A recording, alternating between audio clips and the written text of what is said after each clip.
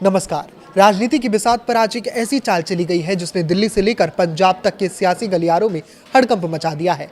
जिस झाड़ू के दम पर आम आदमी पार्टी ने भारतीय राजनीति के स्थापित किलों को ढाया था, आज उसी झाड़ू की तिल्लियां बिखरती हुई नजर आ रही हैं।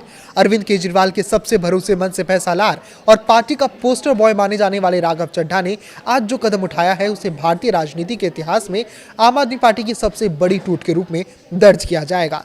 शुक्रवार की उस प्रेस कॉन्फ्रेंस में न केवल एक पार्टी का भविष्य दांव पर लग गया, बल्कि ये भी साफ हो गया कि राजनीति में अजय कोई नहीं होता। राज्यसभा सांसद राघव चड्ढा, संदीप पाठक और अशोक मित्तल ने एक साथ आम आदमी पार्टी को अलविदा कहकर भारतीय जनता पार्टी का दामन थाम लिया है। चड्ढा ने अपनी प्रेस कॉन्फ्रेंस में भावुक होते हुए कहा कि जिस पार्टी को उन्होंने 15 सालों तक अपने खून पसीने से सींचा, अब वो अपने मूल सिद्धांतों से भटक गई है। उनका आरोप है कि पार्टी अब देश हित के बजाय निजी स्वार्थों की पूर्ति का साधन बन गई है। राघव चड्ढा का जाना केजरीवाल के लिए व्यक्तिगत और रणनीतिक दोनों ही मोर्चों पर एक बड़ा घाटा है।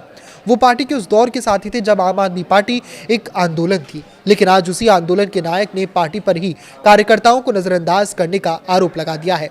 इस बगावत की पटकथा पिछले कुछ महीनों से ही लिखी जा रही थी। जानकारों के माने तो राघव चड्ढा को पार्टी के भीतर धीरे धीरे अलग थलग किया जा रहा था।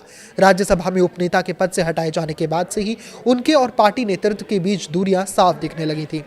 चड्ढा ने खुद स्वीकार किया कि उन्हें काफी समय से लग रहा था कि ये गलत पार्टी में सही व्यक्ति बन गए हैं।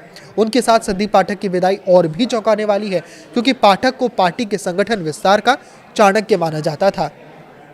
पंजाब और दिल्ली में आम आदमी पार्टी की जीत में पर्दे के पीछे उनकी भूमिका अहम थी। जब संगठन का वास्तुकार ही घर छोड़ दे तो नींव का हिलना लाजमी है। राजनीति के इस खेल में सबसे दिलचस्प मोड़ 2/3 का आंकड़ा है। राघव चड्ढा ने दावा किया है कि राज्यसभा में आम आदमी पार्टी के 10 में से 7 सांसद उनके साथ हैं।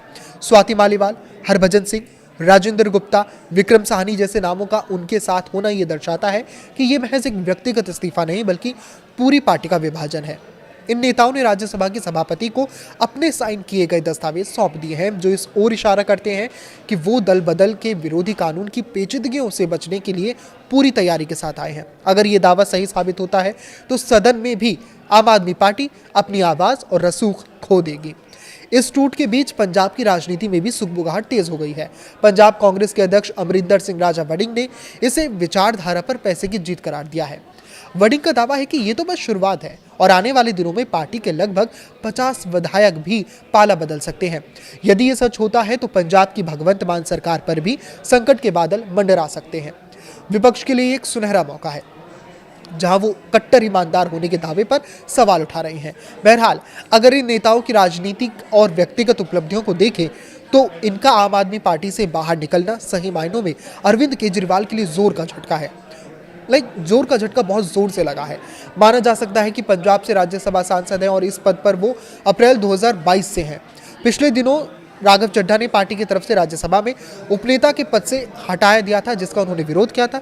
इसके बाद से ही माना जा रहा था कि राघव चड्ढा जल्द ही अपनी राजनीतिक सफर में नए रास्ते तलाश कर सकते हैं, और उन्होंने एक नया रास्ता तलाश कर लिया है जिसमें बीजेपी उनके सामने खड़ी है। अब उन्होंने बीजेपी ज्वाइन कर लिया, बाकी के 7 सांसदों ने भी बीजेपी का दामन थाम लिया है। अब आगे आने वाली राजनीति क्या होती है ये देखना दिलचस्प होगा। इस पर आपकी क्या राय है हमें कमेंट करके जरूर बताएं। लाइक करें, शेयर करें और इसी तरह जुड़े रहें। नमस्कार।